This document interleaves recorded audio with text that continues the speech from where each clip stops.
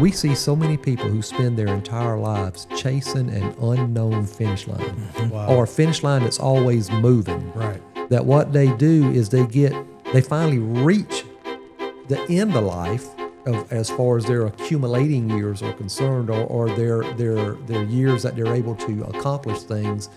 And they look back on life and they realize they have never lived life at all because they've spent so much of life chasing an unknown goal.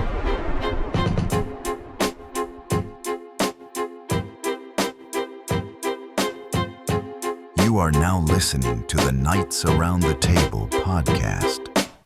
Welcome to episode 3, season 2 of the Knights Around the Table podcast. We are so excited about this one. We have been for a long time. We are welcoming and are joined by special guests Robert and Ryan Templeton. And we want to introduce you to them. They are fantastic men that you will get to meet here in just a little bit. A little bit more about him. Robert Templeton began his career in financial services in 1995. And as his career evolved, Robert developed strategies for his clients that are the foundation of his practice today. He continually seeks to increase his skill set for the betterment of his clients and is certified as a certified kingdom advisor. That is CKA. Robert graduated from Orangeburg Calhoun Technical College with an associate's degree in mechanical engineering. He also earned a diploma in biblical studies and is an ordained minister currently pastoring in his hometown. Robert has served on numerous boards across his professional career. His passion is for anything related to spreading the gospel, as seen in his service with the Child Evangelism Fellowship State Board. He has also served as board member for Livingston Christian Academy, the local board of CEF in his community, and was the head coach of the Orangeburg Christian Academy high school basketball team. He is the former trustee. That would be baseball. Baseball. I know nothing about Baseball. basketball. Duly noted. Baseball. I was going to ask you a bunch of questions on that. Baseball. Here we are. Okay. He is the former trustee for Coastal Carolina University, a former board member for the Orangeburg Area Chamber of Commerce, and a past member and chairperson for the Kiwanis Club of Orangeburg. I think I maybe said that right.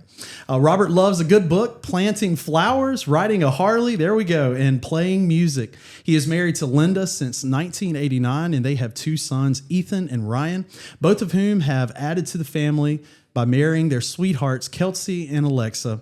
And he has 2 grandchildren, Hazel and Adeline. And of course, we are also joined by Ryan Templeton, his son. Ryan resides in Chapin, South Carolina with his wife, Alexa, and their 2 daughters, Hazel and Adeline. Ryan is a certified financial planner. Before entering the financial service industry, he was employed as a firefighter for the North Charleston Fire Department. And Ryan graduated from Charleston Southern University with a Bachelor of Arts in Communication and a minor in Criminal Justice.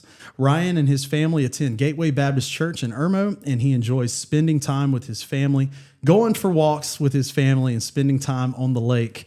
So we are so honored to have you guys. Thank you so much for being here with us. And man, you have your hand, you guys, in a little bit of everything, it sounds like, which is really cool. I don't remember your bio being that long. You know, I've known him my whole life, but I don't remember him doing all of that. Man. Yeah, I'm thinking in the bio too, you know, we've added a grandchild since that bio was written. Yeah, we've added, so he's got a grandson, Henry, that's my brother's son, and then we've got a third on the way. Oh, so, congratulations. Wow. Congratulations. Yeah. Now, who is Alexa? That's that machine that's in my office, right? It's a common mistake, Alexia. That's her name. There we go, Alexia. Perfect. Yeah, Alexa is the little machine in my office that out in the middle of nowhere just says something. Yeah, oh yeah. And I'm thinking, who is that? Hey, but you know what's funny about the Alexas and then my wife Alexia? He always gets them mixed up. So he'll call my wife Alexa, and then when he's talking to the machine, he's like Alexia. I never listen. I think, well, it's because you're not using it right. I thought you were going to say, "Hey Alexia, bring me a sandwich" or something. Maybe it doesn't quite work that way. We are honored to have him, and man, we have been looking forward to this. Thank you guys so much for being here. They also have written a book that we'll talk about a little bit later. It's a fantastic read. Financial Harmony, Personal Fulfillment, The Path to Building Wealth Without Sacrificing Your Now. It's available on Amazon. And again, we'll talk about a little bit about this here in a little bit.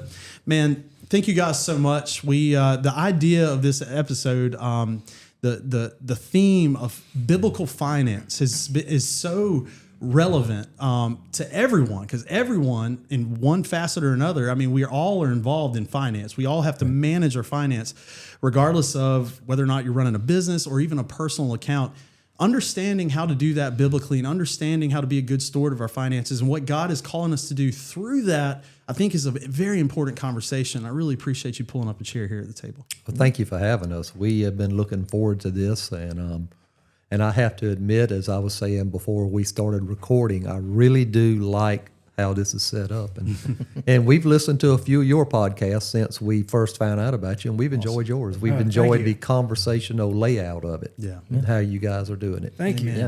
So Keeler, thank you for setting this up for us. We appreciate it. We our prayer for you guys is that this does exactly what you wanted to do as part of your ministry. Amen. Yeah. And before we get into that, y'all don't hold it against us that we're Baptist, right? Not at all. Not at all. Just checking. Not at all, man. Yeah, and the idea of this podcast, in every episode, we believe, that iron sharpens iron, as the Bible says. We believe that our conversations, our perspectives, our testimonies sharpen each other. And what you bring to the table, I believe, is going to sharpen our audience members and also sharpen us today. Sure. So let's dive right on into it. Yeah, so I guess question number one, I guess, for either one of you guys is, so out of all the careers, out of all the things you could have done, why finance? Nobody else would hire us. Let me see. Well, if I can, I'll give you some background on how I jumped in there to go with your question, and it leads into how we came about developing this book. When I was born many years ago, back in 1963. I know I don't look like I'm 62, but I am. As I'm reminded very often by children in my family. I didn't realize it, but we were just above poverty whenever I was coming up. I didn't know it's just the way we were living. Right. And so I didn't know any different. I thought everybody lived that way. And mind you, my upbringing was the best in the world. I wouldn't trade it for anything. I grew up living in watermelon fields and cantaloupe fields and living on the farmer's market, and that to me was the dream life. No other child had a better life than me, simply because that's all I ever knew. I never knew about a beach or Disney World or anything like that. But as I started coming up a little bit older, I can recall things being different around the house. For example, I really didn't get to participate in any after-school curricular activity because those things cost money, and Mom and Dad didn't have money. And I remember being with Mom in the kitchen, coming home from school, in the kitchen, helping her bake brownies and putting them in those little wrap bags so that Dad could take to work with him and sell to his coworkers at lunchtime for the purpose of raising money to help pay bills at the house. It was so bad I couldn't even eat a brownie. I mean, literally, because every one of them had to go in the thing. And that's when I began to start noticing, something's different here. And I remember one day I would come home like a lot of kids, and I would get off the bus, fix me a sandwich, and I would watch a series of those 30-minute sitcoms that would come on television every day, like Gilligan's Island, Hogan's Heroes. And there was one in particular called Beverly Hillbillies. Oh, yeah. And I remember that one as clear as day. And, the old song on there, one day Jed went hunting and he was shooting at something, and up through the ground come a bubbling poo, and oil it is, and so forth and so on. But you get to the point, Jed became a millionaire. And what I remember about Jed being a millionaire is they left that shack and they ended up in this large house. And they ended up with a completely different lifestyle. And I remember from a very young age saying to Mom one day, Mom, not having any idea myself what a millionaire was. No sense at all at what the value of a dollar is. Nothing like that. I just knew it was different. I said to her, Mom, when I grow up, I'm going to be a millionaire. Wow. Just because I could tell a difference. Yeah. I didn't know what a millionaire was. All right. I just knew it was different than where I was at. And so that kind of led into my interest in learning about money and how money works. And that's kind of what, that was the catalyst for how I got to where I am today. Now, how we come about writing this book, we can discuss a little bit later. Sure. But what I just gave you was a foundation of that too. So don't forget the words I just said. I had no idea what a millionaire was. Don't forget that, because that's instrumental in this book when we come to it. Yeah, and so I got into this substantially different than he did. So my whole life, Dad's been in this industry. That's all I've ever known. That's all I've ever seen him do. And so when I was growing up, we had very different childhoods. In fact, on one of our podcasts, Dad's talking about his upbringing, and he said we weren't in poverty, but poverty was in the yard. And so it was, he was very close to it. That was not the case for us. So Dad had a mind shift that is, we haven't seen it come to fruition yet, but it's going to have generational impact on his kids and his grandkids and his great grandkids and stuff like that. And so he wasn't allowed to play sports because it cost money growing up. Very different for us. My brother and I, we played sports year round. That was something that Mom and Dad wanted for us. Dad was the baseball coach, and I played baseball. There was one game in both mine and my brother's entire high school sports career that my dad did not make it to. So he was there for everything. Awesome. And so that's just the mind shift change that he had early on directly impacted, my upbringing. We had a great upbringing, and I didn't really know much about Dad's until I was grown and out of the house and looking at starting a family of my own. Sure. So I went to college, and then in my bio, I was a communication major, a criminal justice minor. I didn't have the slightest clue what I wanted to do. It was all over the place. And I finished with communication just because I remember to this day, one of the advisors at school said, "Hey, look, communication's the dumb jock major." And I was like, sign me up, because I'm ready to get out of here. And so I finished with that and had no clue what I wanted to do. You'll remember this. There was about 3 separate times in my college career where I wanted to get into the military, whether it was in the reserves or the National Guard or something.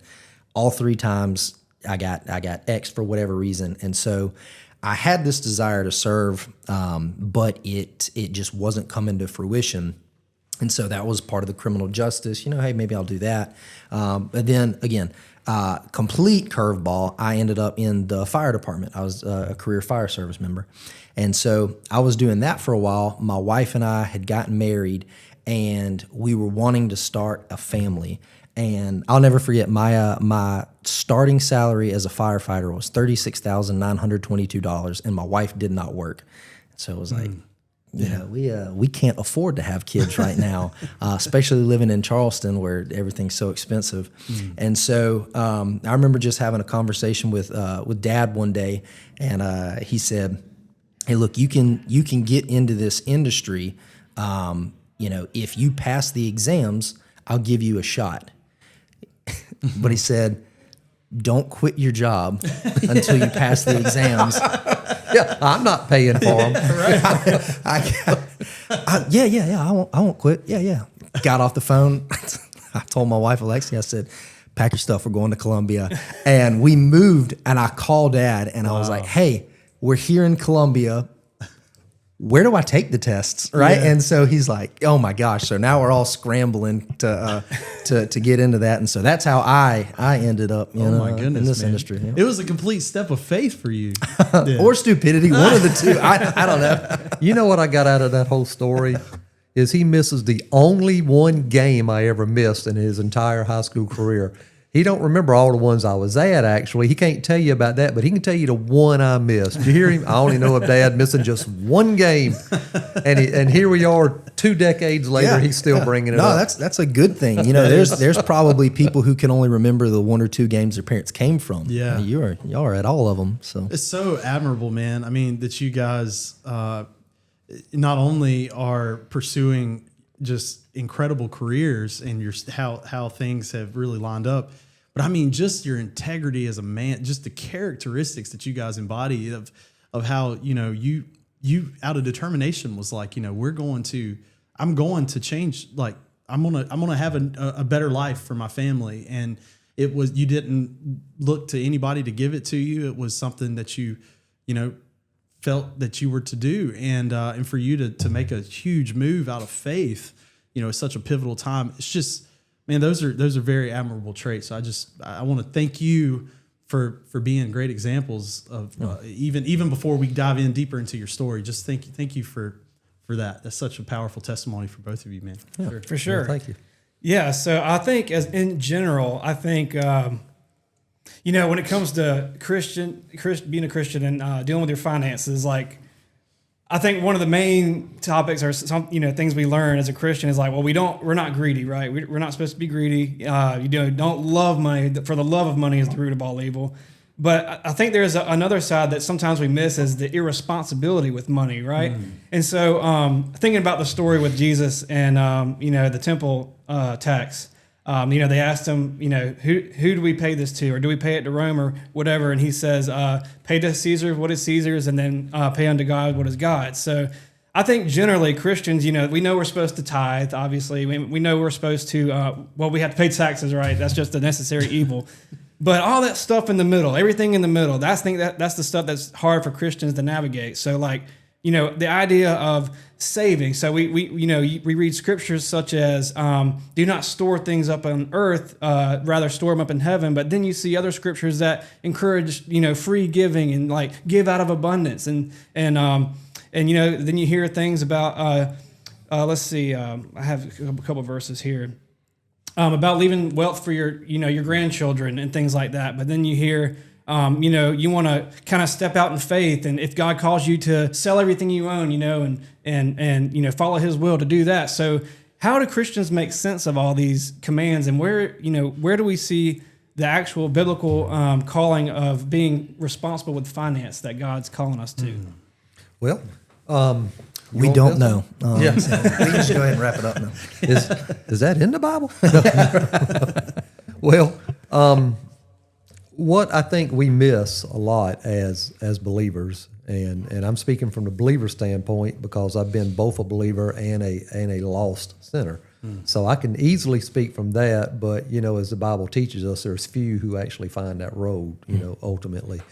So what we've kind of found out is that we are in such a world of selfish living and things that we as individuals try to compile for ourselves, whatever it may be, that we have lost focus that we are created beings by an almighty God who has designed us and has a special calling on our lives that He gifts us with upon the point of salvation, that there's a calling He wants us to complete.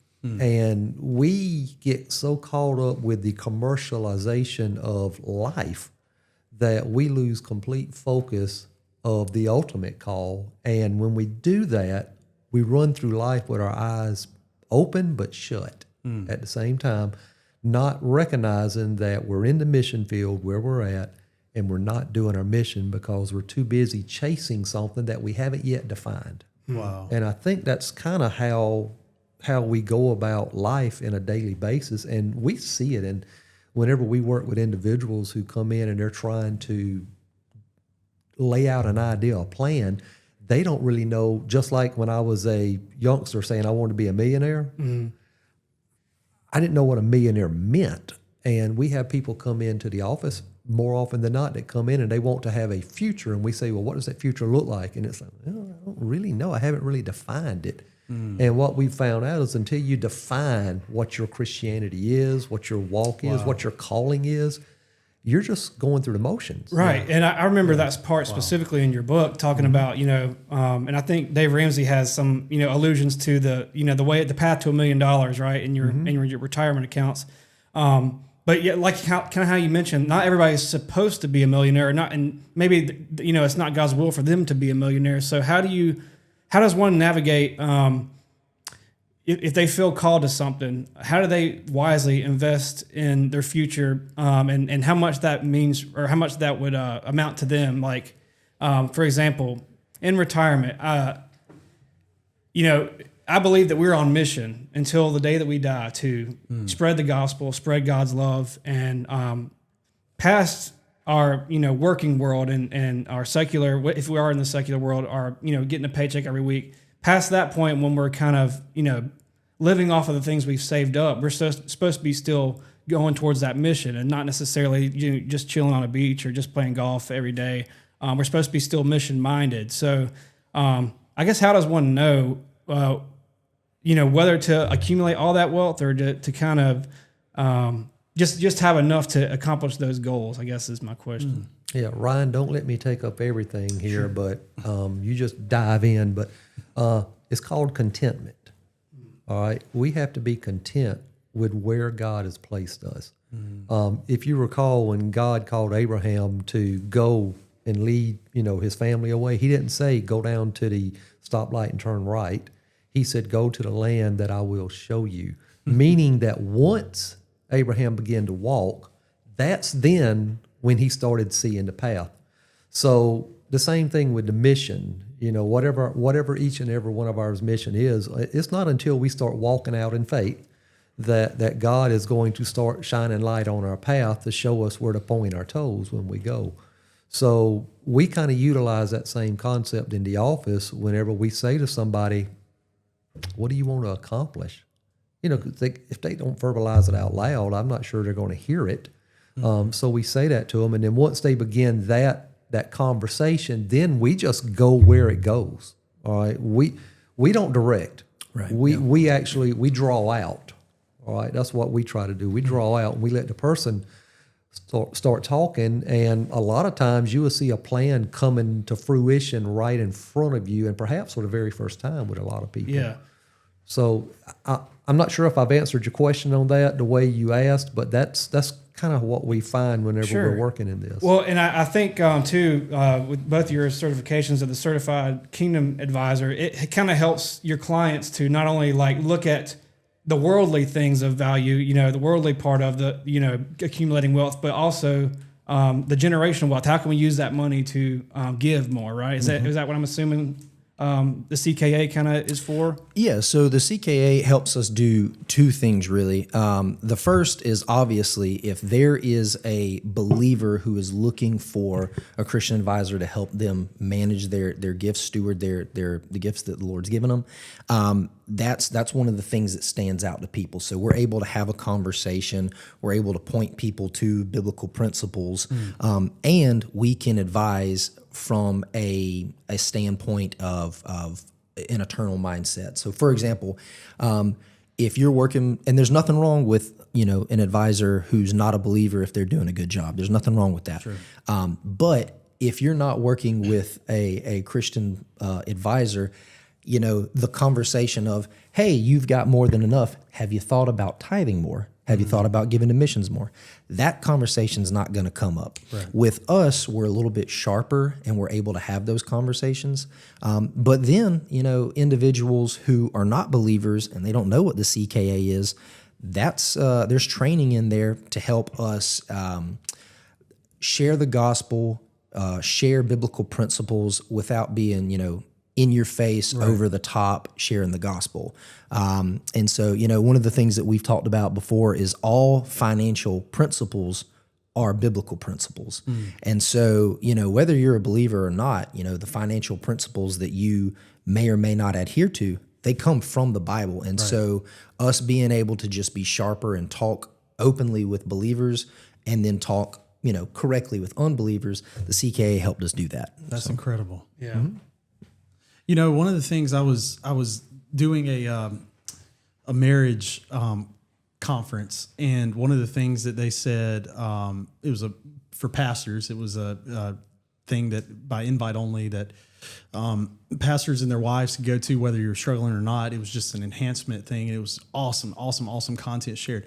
One of the things though that was shared was one of the leading causes of divorce is finances and the problems of miscommunication. And there was, and we had to find some different people to talk to, and in some of these little breakout sessions, and there were quite a few that said, well, my wife has an account and she has her money and she does her thing.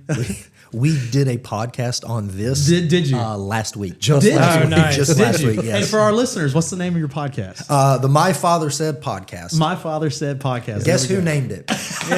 He said. I said podcast. Yeah. Yeah, and I don't know. We were sitting there talking about stuff, and they're like, my wife, she'll go, and I tell her, as long as it doesn't affect this, you can use your money for that. I'll use my money for this, and I don't know, man. There was red flags all over the place in my mind. I was sitting there, and because I know me and my wife, we share an account. I'm not necessarily saying that everyone who does that is like completely in the wrong. It's like you said, maybe we all need to, kind of find what works for us. But I did for me, I saw some red flags if I put that into practice for myself. Accountability, communication, transparency, honesty, like all that is essential and a cornerstone to a successful marriage and a biblical marriage. If I'm withholding from my wife, if I'm doing things kind of around her back, even financially, that might make it a little bit easier to do that in other areas as well. Finances is at the core and is in the middle of a family unit, and a lot of times is something that a lot of people neglect or don't talk about. Maybe just are passive about. But I think what you guys are saying are essential, not just for our futures, but man, for the now. Like you said, for our families, for the success of our marriage. Understanding what the Bible says on all that is going to be very important. So, what's your, if there are listeners out there that's kind of maybe trying to navigate the financial thing themselves, maybe do find themselves in a situation that trying to make sense of how to work out as a married couple or a family their finances. What's some advice that you can give them on that? Yeah, so very, very early on in Scripture in Genesis, we're told that a husband and a wife will leave their family, cling to one another, and become one flesh. Right. If you have things separate and apart and hidden from your spouse, how does that feasibly work if you're one flesh? Wow. The question becomes, how can you hide something from yourself? You can't. Right. And so if you've got things that are separate, you're, like you said, hey, it's opening yourself up to potentially, be unfaithful in other situations. The podcast that we were talking about that we just did, the whole term was on financial infidelity. And that sounds strong, and it's strong for a reason. Whenever we're thinking about infidelity, we normally think about, hey, someone had an affair. But that doesn't just happen overnight, right? And so financial infidelity, it is, if you think you're hiding something, if you feel like you're hiding something, or you are hiding something, that's probably an indicator that some financial infidelity is going on. Sure. And it's so easy to slip into that, and that can hurt your marriage. So we kind of say, in our practice, hey, if you've got, a budget of fund money and your wife has a budget of fund money, that's fine. It doesn't really need to be in a separate hidden account. Right. Just have it in that one account so that you both can see it. I don't know if I answered your question. No, I started to ramble there. No, that's great. No, Yeah, fantastic. that infidelity word, that's a strong word, but essentially it's cheating. Yeah. Right. And, cheating doesn't help anyone's marriage at all. And whenever you're cheating on finances, you can also become abusive with finances by using money to overpower or hold dominion over your spouse. Wow. And we understand, because we see it quite often, how families there's just a tension so thick that you can't cut it. It's so thick. And the tension inside those marriages is all because of the distrust that the financial infidelity has birthed. Yeah, and not only that, the thing that because my wife and I both have joint accounts as well, and I think that's the way to go generally. Another thing I thought of is you kind of have this almost like this competitive nature where pretty much always you and your spouse are going to have different salaries, different pay points, and all this stuff, and so. To your point about being one flesh, it's a 50-50 thing. Like, 50-50, you come together and you work together as a team, you and your spouse, towards everything, raising your kids, right. Building a godly home and obviously financially as well. And so whenever you start to weigh the balances, I feel like between, I made more this week, so I can have more spending money than you, or I'm allowed to go out at lunch twice a week. You only go to lunch once a week. I could see where that could easily start coming in, that competitive nature and the weighted values of things. Yeah. So one of the, and we don't see this all the time, but one of the situations where we do see that is where mom stays home and raises the kid, and dad's out making the money, and so then it's like, hey, this is my money, you'll take what I give you and live off of that kind of thing. Yeah. So that's something that does pop up. Yeah. Wow. And that's very easy to slip into in a sense of entitlement. I will never be able to say, you will take what I give you to my wife. That would not fly. Well, you'd say it one time. One time. It would be on my obituary. Yeah. He said, you will take what I can give you. Famous last words, right? Hey, watch this. Yeah. So. Well, and that's something that that is super practical because, I do believe that, at least in my life, some of the things that has been maybe the toughest to go through have to, a lot of times it seems like has to do with finances. And even like now when money is, when things maybe get tight in the economy, when gas gets expensive, when price of hamburger meat gets expensive. The price of plywood. I don't know if you guys have been to Lowe's lately, but when things get so expensive, like, like for us having to be making sure that we're so honest with each other and transparent, and communication is freely there about where we are, and an understanding, I think brings obviously accountability, and it provides so much trust and so much bond in that marriage that I think is very essential. So I think if even before we get into the nuts and bolts of like how that looks like, I think maybe the fundamental part is understanding of what God is calling us to do as husbands and wives, and to be honest with each other, like you said, because we have joined one flesh, to surround ourselves with accountability and trust and communication as it pertains to finances specifically. Yeah. So I guess one idea here. So obviously in Proverbs we see it says a borrower is a slave to the lender. So it's obvious for us on earth, but why does God emphasize that so much? What is so bad about debt? Because there are some that claim there's good debt, or maybe this credit card, it has like a 2 or 3% interest. I'll gain money back if I spend money, but why is having debt not in line with what God wants for us? Yeah, so if you, going back to that passage you were talking about, if you read farther, it ends up saying because they can come out and snatch your bed out from underneath you. Mm-hmm. And so, whether it's your home, whether it's your car, whether it's your credit card and the stuff you bought off of it, if you've got the debt, it's not yours. So they can come and take it, miss a payment, miss a mortgage payment a couple of times and see what happens, right? They're going to evict you. So, the kind of like the word financial infidelity, the borrower is slave to the lender. That is very strong language, and is strong on purpose. It's kind of, it jars you a little bit. I'm a slave. What exactly does that mean? And it is, if you are racking up this debt, you are a slave to it. You made the comment, there might be good debt.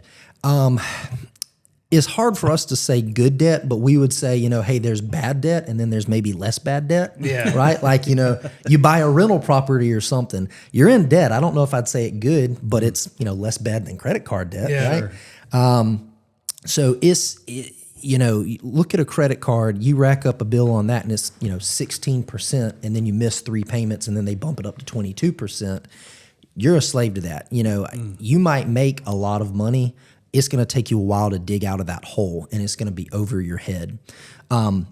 One of the things we also like to talk about, taking it a step further for the believers, part of the reason debt is so bad or we try to stay away from it is because the Lord calls us to be generous. You know, whether that is you're just being obedient and you're doing a tithe, or you're being, you know, gracious and you're giving to people and you're funding missions or whatever it is, you know, taking somebody out to lunch, paying for it, sharing the gospel.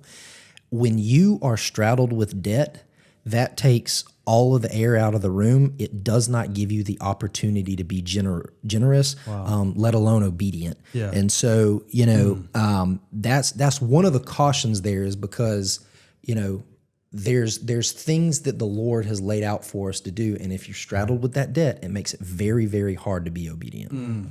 That's good. Yeah, to add to that, I'm going to back up just a little bit from what Ryan said. We live in a world system. We're in a world economy. You know, Scripture teaches us that this world that we live in, the prince of this world is a guy called Satan. Y'all may have never heard of him. He may have never bothered any part of your life. All right. But we live in this system, and so we're in his system. The world has got it set up to where we want instant gratification. Instant gratification came in line with the advent of the drive-through at Hardee's and Wendy's and McDonald's. You know, you order over here, the meal was ready over there in Microwave less than 2 society, minutes, right? and we're good to go. Right. Yeah. But the bottom line with debt, and what I'm getting ready to say is not going to be a popular statement, probably with a lot of your congregation. I know with a lot of mine, just because we're in this world and we have very unintentionally probably made ourselves slaves to this. But the fact that you had to borrow money to get something meant that you couldn't afford it. Right. All right. And so we are very large proponents of being debt free. Because when you're debt free, you're not chained to anything, and being debt free allows you the freedom, the financial freedom, to do the things that you discussed earlier about being generous, being benevolent, and being able to be available for the things that God puts in front of you that he wants you to do. Wow. Yeah. So yeah, there's no such thing as good debt. I understand people, you know, 19 out of 20 people can't just come out and put $40,000 down on a new mortgage. I understand that. Right. But do we really need that boat? Do we really need that Harley Davidson? Sure. Do we really need that 7th guitar? All right. See, I know.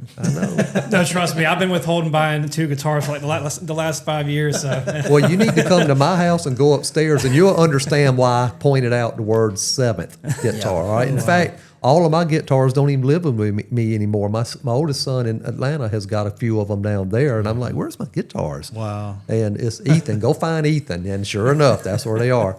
So, yeah, we have to ask questions of ourselves about, do I really need this? Because there's 2 questions we'd have to ask. 1, I'm borrowing money to get it, so can I afford it? And 2, and if I go this far in doing this, what is it taking away from me being able to do for the kingdom when God presents that opportunity, you know, the week right after I buy it? Yeah. Wow. That's really good. You know, I was kind of thinking while you were saying that, like, for those that, you know, I know there's a lot of our listeners that's going to listen to this and be like, man, this is exactly what I need to hear. But I find myself in debt. Like I'm there. And like, I can see, you know, it wasn't worth it. Or maybe what I thought was on the temporary side was a good time. Long-term has, like you said, made me a slave to this thing. And I'm going paycheck to paycheck and I'm feeling like I'm suffocating. You know, what are some practical things, like, I mean, you know, that you would say if somebody finds themselves in that place, what can we do to find that freedom that financially that we so desperately need? The very File first, bankruptcy. Pull the plug. Just start over. Yeah, I knew. That's why I jumped on the microphone, because I knew that was going to come out of his mouth. I was like, no, let me get here first. The very first thing, I'm going to use 2 words that you used just then. They got to find themselves. And what I mean by that is they've got to identify, recognize, acknowledge precisely where they're at. And I'm not talking about the concept. Right. You know, we have learned that there's only 5 uses of money. There's not 6 uses of money. There's not 7. There's only 5 and 5 only. And one of those uses is paying for debt. Okay. And in order for you to get ahead, you've got to know how much you're saving, how much you're paying in taxes, how much your debt is, how much you're giving away, and what your lifestyle number is. Lifestyle is usually what's left.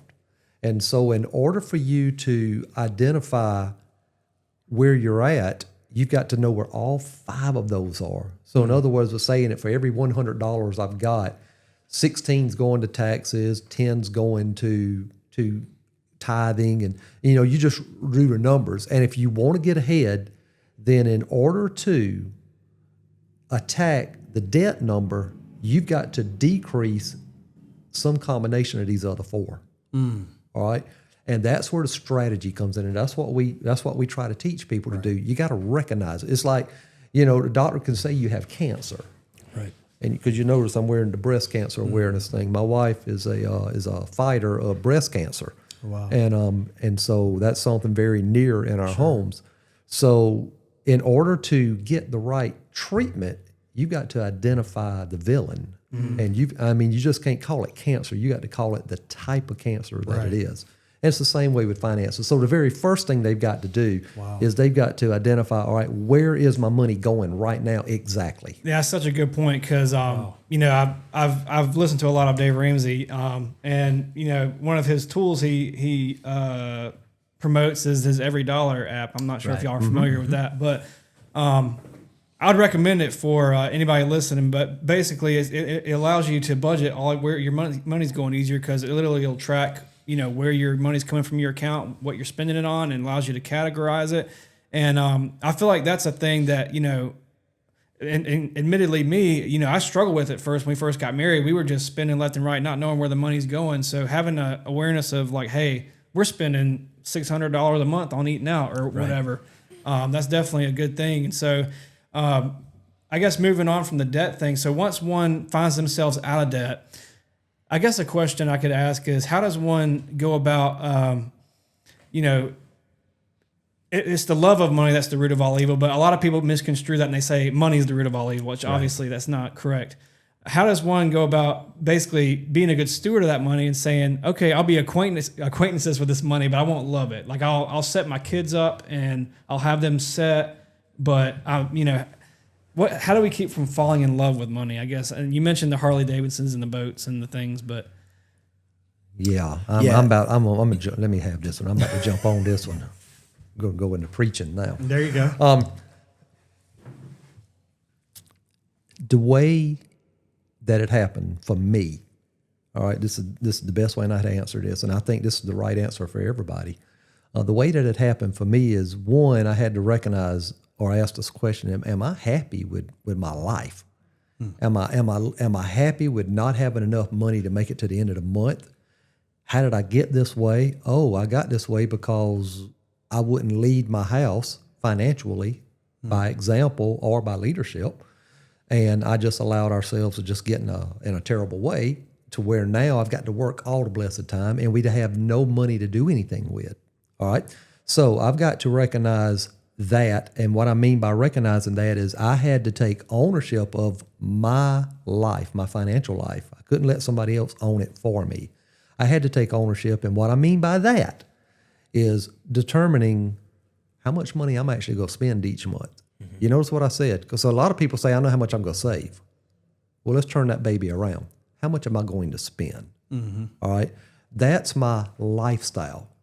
All right. I tell people today, whenever I first got married, for every $100 that I made, I was probably spending $110. Today, and it took a while to get here, for every $100 I make today, I live on $17.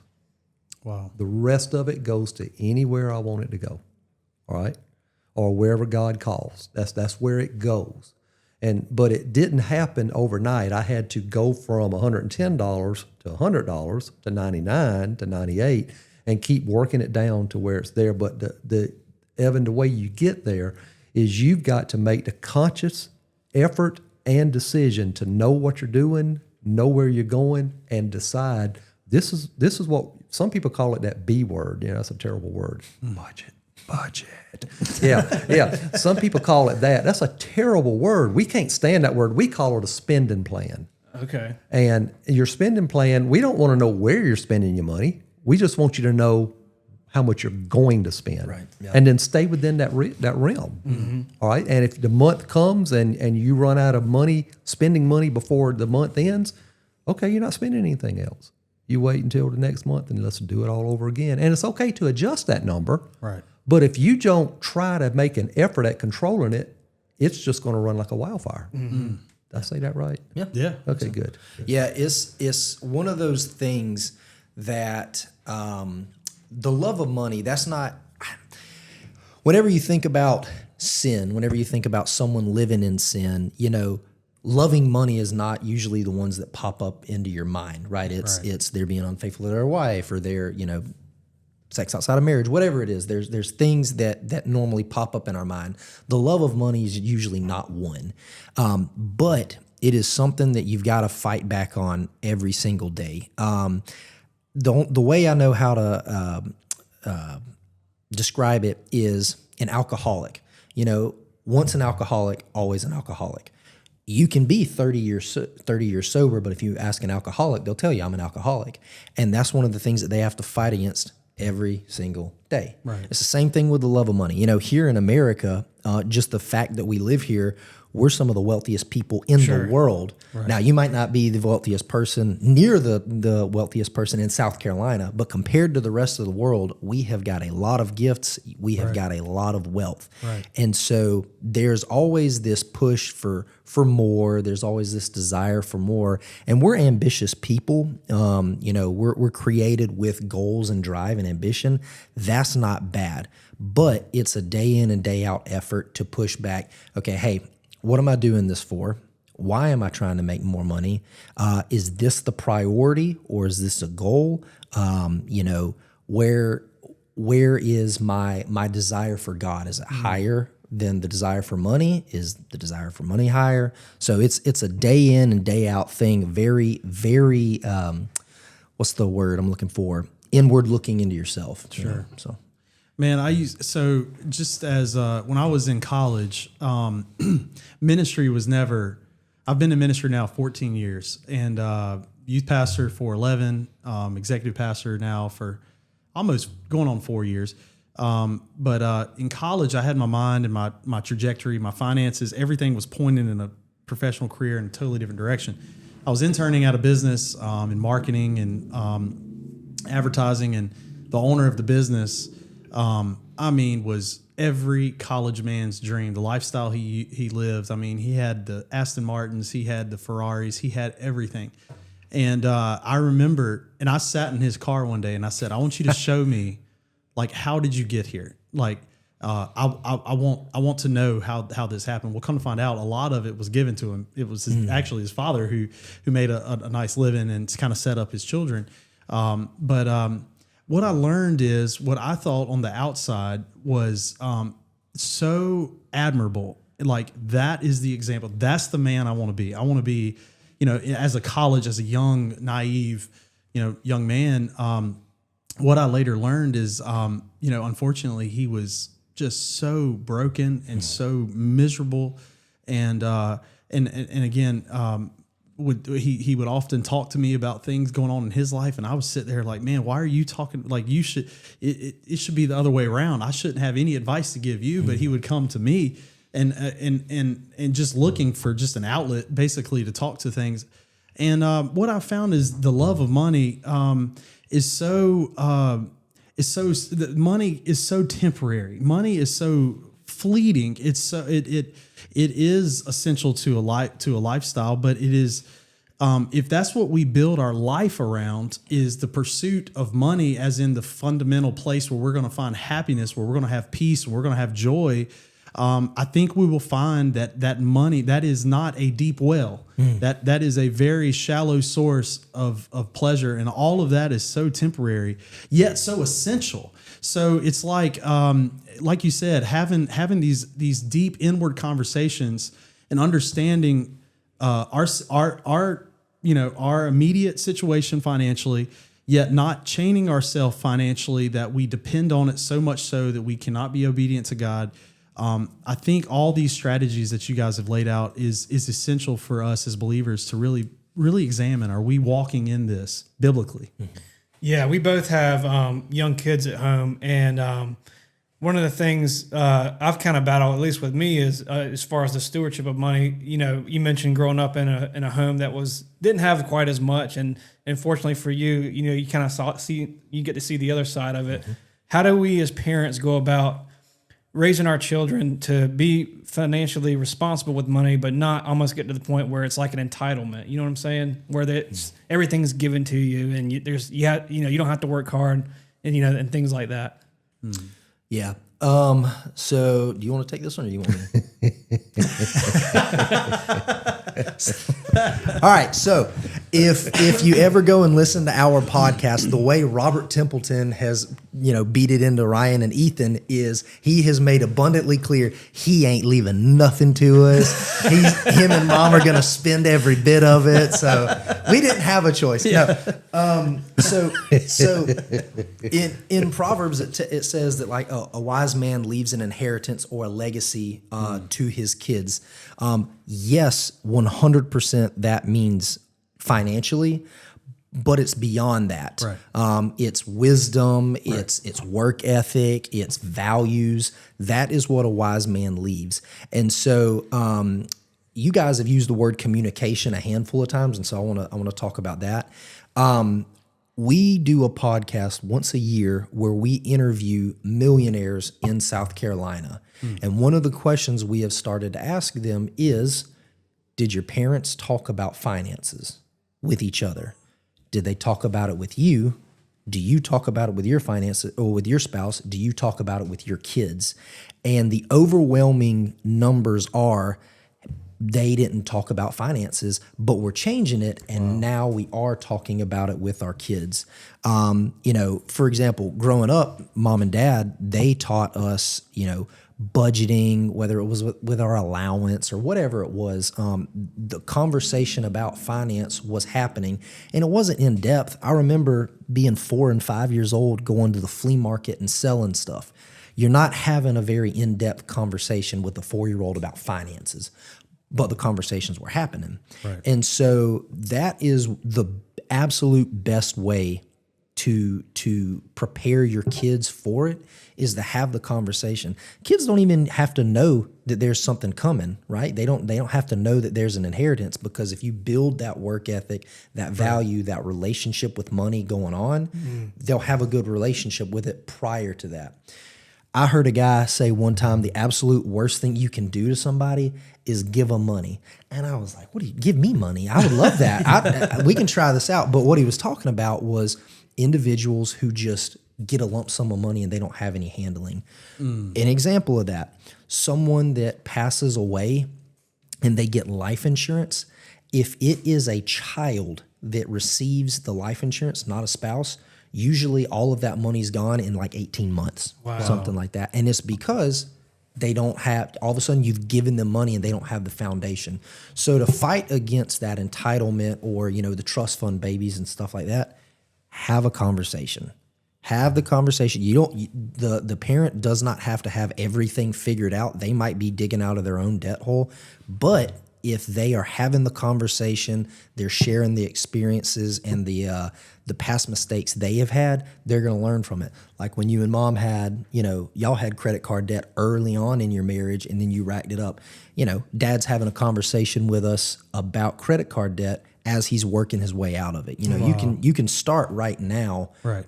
You don't have to have everything, prim and proper before you start having that conversation. Yeah. And another, if I can, absolutely. Another thing you do to add to that is you teach some illustrative examples. For example, we could have, by the grace of God, easily afforded to purchase our children very new or brand new vehicles when they got old enough to drive. No, that's not what we did. We bought them vehicles that were on their last leg. Mm-hmm. And for a couple of reasons. One, they don't know how to treat them. They wouldn't know how to take care of them.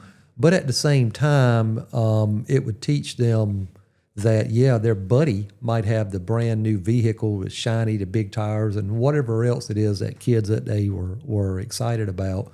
But theirs was very plain. In fact, my children probably looked like some of the poorest children at school. And that was by design. There's so many lessons in that. You find out who your friends are. People don't come to you because they think you've got something. They like you because of who you are. Right. There's so many lessons in that has nothing to do with money. But what we wouldn't do is we would not buy our kids, by intention, we would not get them the best, shiniest, newest things. Just wouldn't do it. It's a waste of money. It's bad choices. It's bad decisions. Yeah, and it kind of goes back to what you mentioned earlier. You said when you were a kid, you didn't know what a millionaire was, but you just wanted to be one. Similarly, the world, we see, I guess, via social media, TV, entertainment, what a millionaire is, quote unquote. Like they have the cars, they have the houses, but people like Warren Buffett, they still drive the same vehicle they've been driving for years and live in the same house they've lived in for years. And so, to your point, if you're a good steward with your money, and you're content, like you mentioned earlier, then nobody else may know the wiser that you have $1 million in your Roth IRA or whatever it is. So Right. Yeah, I was going to use just for you, Zach. I'm not sure. No, Evan, I'm sorry. I was going to use for you but I wasn't sure how many of your listeners would follow this. But for years I only played a Yamaha, and then I eventually moved over to a Takamine. Then I finally broke down and bought me a very nice Taylor. nice. But I always wanted a Collins, and I finally purchased a Collins. All right, but I'm at age 60 when I got the Collins. So although I could have got it a long time ago, it would have been at the detriment of other things that were needed. So you got to be careful how you do this, because even trying to give your kids the best in the world, and every parent who loves their children want to do that. Right. But sometimes the best in the world is to withhold. Sometimes. Yeah, I have a nephew of mine who just proposed to his fiance, and they're looking for a house. And we were just talking today at lunch about there's so many that whenever I got married or was looking to get married, a lot of friends that I went to school with was purchasing these houses that were big as the ones that they lived in with their parents. Oh, yeah. And what they failed to see is it took a lifetime for their parents to get to where they are now. And then they, that's because it's kind of what they've always known. They've just wanted to try to get at that level. And there's nothing wrong with humble beginnings and starting small. And I think when you're doing things right, I think not being strapped to so much debt will give you so much, will have so much more liberty and joy and freedom within your marriage and within your spending, that I think otherwise, maybe if you do have a nice house, maybe you're just strapped to so much, holding on to you, that you can't really find that fulfillment in marriage that I think financial freedom brings. So that's good. Yeah. Let me think. So we talked about finding financial liberty from debt. Talked about being content with what you have. When it comes to our investments, how do we invest in the things that we know that are going to end up paying off, I guess, is what I'm trying to think of. There are certain things right now, like, Roth IRAs, retirement accounts, there's REITs, there's all these other things. And I guess this may be more specific per the individual question. Right. But how does one go about even knowing where to put their money? Like we get a paycheck, we figure out where everything's going, but what about the leftovers? Like, what do we do with the leftovers? I ain't got no idea what he's talking about. Yeah, leftovers. That's a really good question, and I apologize if this is kind of like a cop-out answer. It really is specific to the person. Okay. Because there's things that go into it. How old is this person? What's their marital status look like? How close are they to retirement? What exactly do they want their money to do? And so it gets very, very person specific. The easiest thing I would say is if somebody is to the point where they're wanting to, achieve some sort of financial goal, just go talk with an advisor. preferably a believing advisor, if you're a believer. But just go and talk to an advisor, be able to sit down and, map out, okay, who you are, what your goals are, and then from there figure out what exactly doesn't need to be invested in. Okay. That's awesome. I saw you open up your book over there. It looks like your gun's loaded. Well, no, I was getting ready because there's a quote that I go back to when you said, how does somebody know? We tell everybody who comes in the office, you give us enough time, we'll make you money. Yeah. All right. But that's the wrong question. The right question is, what is it that you need your money to do? And, the answer is, well, I need it to grow. No, that's the wrong answer. What do you need it to grow to? Right. And they'll say, well, I need it to grow to $1 million. Well, how did you come up with that number? That's when you start finding out that people really don't know. And that's the whole premise behind this. Yes. Why we wrote the book here. Because people just don't know. We have and we see so many people, and I know they're in your congregation, they're in our congregation, they're everywhere. Sure. We see so many people who spend their entire lives chasing an unknown finish line, Wow. or a finish line that's always moving. Right. That what they do is they finally reach the end of life of as far as their accumulating years are concerned, or their years that they're able to accomplish things. And they look back on life and they realize they have never lived life at all because they've spent so much of life chasing an unknown goal. Wow. And why that is so devastating to the Christian is because if we spend our life focused on chasing this number, then we have lost, and not defining what that number is, what that goal is, then we have missed the one opportunity we have given to us in this life to live the life and the calling that God has called us to. Because we spent all this time chasing a number because we're so afraid that if we get there, we're not going to be able to survive. Right. So we just constantly chase. Yeah, it's the same thing with the debt. If you're strapped with that debt, you can't be obedient. If that number is always moving, you can't define what it is. You can't be content.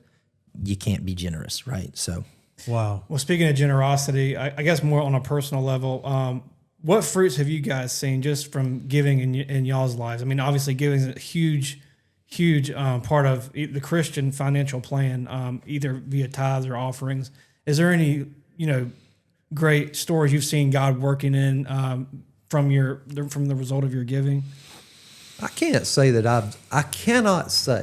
that I've seen where a dollar that I've given has changed a person's life right then and there at that point. Right. I can't say that.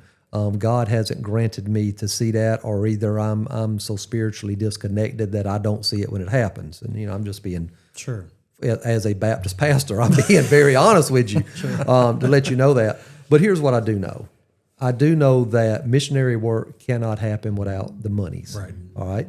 I know that, like with Child Evangelism Fellowship, which I'm a state board member of, I know that the mission has to have money behind it to help pay for the volunteers and the materials and the supplies.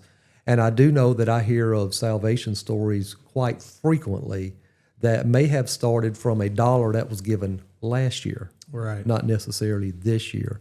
Wow. So it's a well that has to keep being funneled. But have I ever seen where there's something that I've given money? Now with my time, yeah, I see a lot of things. I see a lot of changes. I see where God intervenes in the middle of a conversation and He takes over, and as the words come from my mouth and my lips, only because of my relationship with the Lord, where I've seen people on their deathbeds get questions answered that they've asked, and you could see the acknowledgement in their face. I've seen numerous, being a pastor, I've seen numerous times of that. But on the monetary side, Evan, I can't tell you that I've seen anything immediately, but over the long haul, I see the foundations. Yeah. And I guess that part of that is the giving by faith, like just praying that it goes to where it needs to go, and the Lord uses it as He sees fit.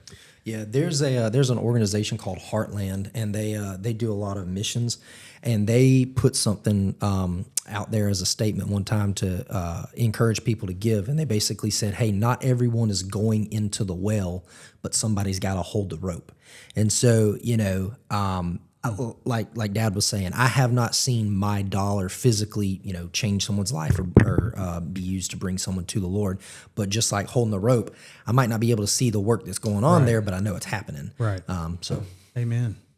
Yeah, that's a really big statement. That obviously that we do know that in the Word it says when speaking about finances, the one area that he calls us to test him in, and he said to test me and see if I do not open the floodgates of heaven and pour out blessing upon you. And now obviously we do know that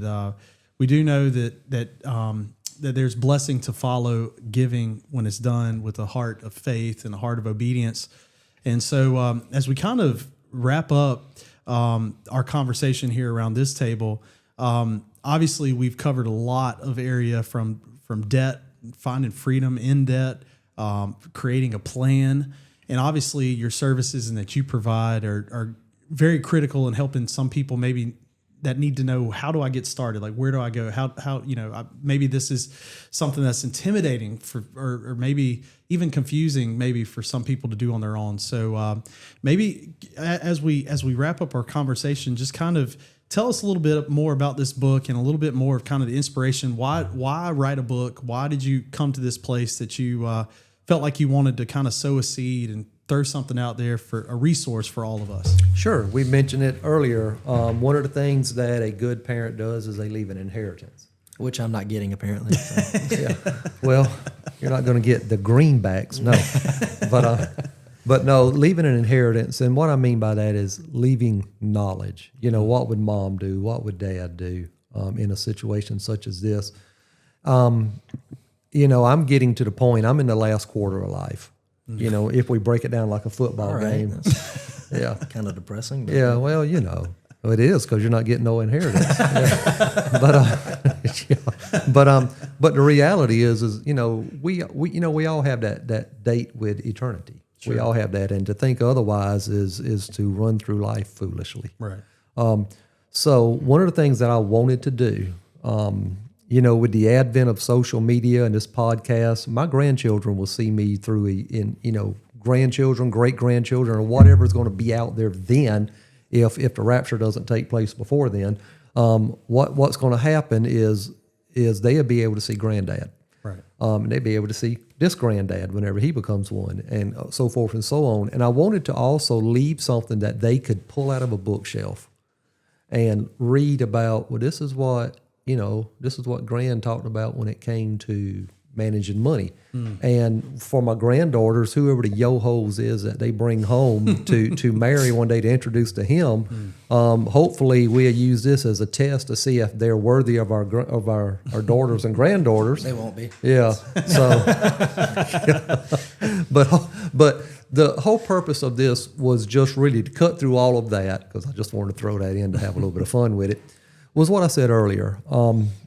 We see so many people missing their calling in life because they're so busy trying to chase a goalpost that they haven't established and is always moving. Wow. And when it comes to managing money, you have got to establish what your contentment level is. We can't do it for you. Nobody can do it for you. You've got to do it. And that's what this book is about, recognizing that you can accumulate your definition of wealth as long as it's reasonable, without sacrificing living the calling that God has given on your life right now, today. Right. And that's why this book is not a how-to book on how to choose investments or how to pick investments. Or we didn't want that. We wanted a book that actually spoke to the core of the human being. You know, you only got this one life. Right. So how do we accomplish providing for ourselves financially for the future? This isn't going to make anybody rich next year. All right, it's not. But I guarantee that if people will follow the principle of this book, that anybody can become wealthy, given the right principles and the right time, without it costing them the walk that God has called them to walk right now, today. And that's why we wanted to write this book. Amen. That's incredible. Yeah, so I don't know. Would you be okay if we told them what your book title was and maybe where they can find it? No, absolutely not. We wrote it, and we don't want anybody to know about it. Where'd you get this guy from? Choir. Man, go play your guitar. Consent's very important on the podcast.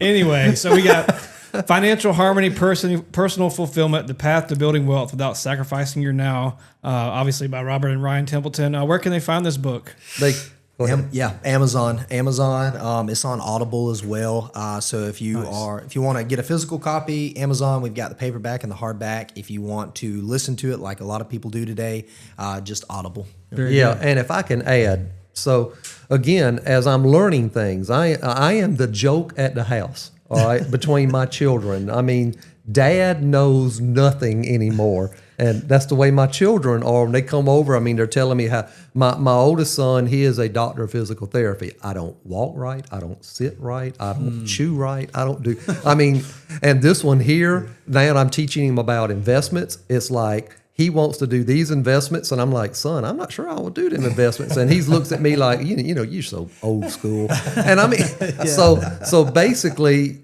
here's something I've learned as I've gotten involved in stuff like this. Reviews matter. And what we're asking anybody who reads this book, whether you like it or dislike it, you agree with it or disagree, put us some reviews in on Amazon, because that's what gets this book up towards the top of the search engine. It's not books sold, it's reviews. Right. And we want to get some reviews out there. And of course, you'll hurt our feelings if you say anything bad. But so just don't put your whole name. All right. All right. We'll see if we can fix that for you. This is a fantastic book. It's an easy read. It's a great read, and it's one that's, I think, it's very practical, honestly, for the everyday person. So we definitely want them to check that out. And your podcast is, once again, My Father Said? My Father Said podcast. And then where can they find that? Anywhere. YouTube, Spotify. We put all of it on our business Facebook page. Nice. Find it on Apple. Somewhere else. Yeah, Apple. Yeah, well, Spotify. Yeah, Apple Podcasts and Spotify. You can find them on our website, Templeton-cornerstonecolumbia.com. Okay. Yep. Awesome. We'll be sure to check that out. Be sure to go give the book not only like and a review, but purchase it first. Read it. Yeah, please. We got to pay for it. Yeah, you're right. Right. Another thing. So if anybody has the interest or the desire to, I guess, grow in their spiritual or their financial growth when it comes to walking out the Christian walk, where can they find your office, get in contact with you, maybe start planning their financial future? Yeah, the easiest way would be to just reach out to us either via email or phone call. Ryan.Templeton@LPL.com, Robert.Templeton@LPL.com. Look us up on the website. It's got all of our contact information in there.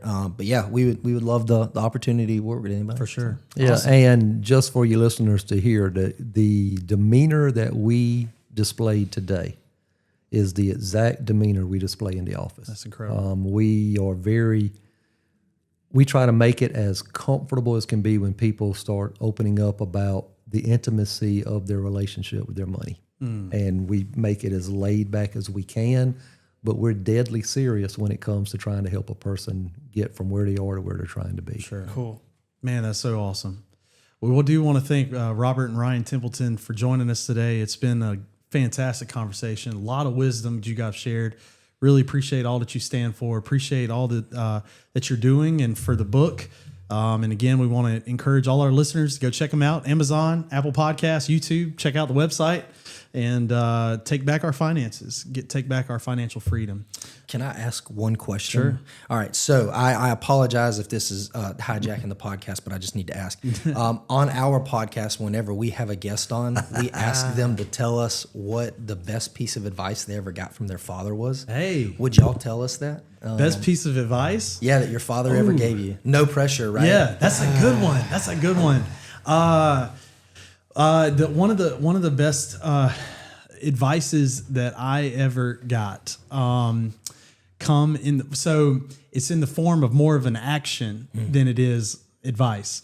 I grew up not knowing how to swim till I was 12 years old. I even signed up for swimming lessons at the YMCA. My dad said, talking about financials, I will pay you $5 a lesson. I think there were like 15 lessons. I will pay you $5 a lesson if you can learn how to swim on graduation day or by graduation day. And I was deathly scared of water. My mom still kind of is a little bit afraid of water. So I think she instilled that fear inside of us, I guess. I don't know. Graduation day came. I held on to the dock and kicked my legs and never learned how to swim. Even on graduation day, still didn't know how to swim.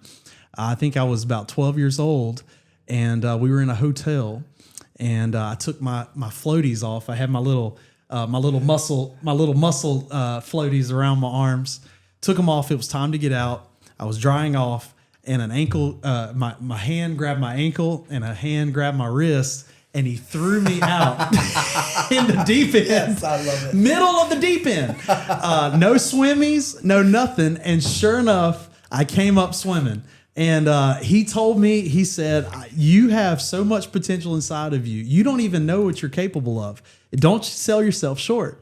And man, that idea, that principle has stuck with me. Sometimes the fear limits us from being able to take that next step. But all along, we have everything we need. We just need to be willing to step out in faith. Yeah. Yeah. Oh, that's great. Without the story. That is the exact same way my father taught me how to swim at a motel in Daytona Beach when I was a young fella. Wow. All I know is I was standing by the water and then I was airborne. Yeah. Oh. And I was out in the middle of the water and mama was screaming and daddy was saying, swim, swim. And you came up swimming. I'm telling you, it works every time. I think John Wayne did that on some commercial or movie one time too. So. Yeah, mine's I don't have the story with it, but mine's it's kind of twofold. Always make a good first impression, and then second would be just make sure you're always making good decisions, because he said one bad decision can throw the entire trajectory off for the rest of your life. Wow. And man, that's just stuck with me. So haven't done the best job, but I'm trying to make all the good decisions I can. So that's awesome. That's awesome. Now you can have your podcast. Yeah, thank you for humoring us. I appreciate it. Well, man, thanks so much for joining us. Thank you for our listeners for tuning in. It's been a great conversation. And again, we thank Robert and Ryan for joining us here at the table. Thank you for having us. Absolutely. Until next time, we want to encourage all of you to stay sharp, and we'll see you for episode 4.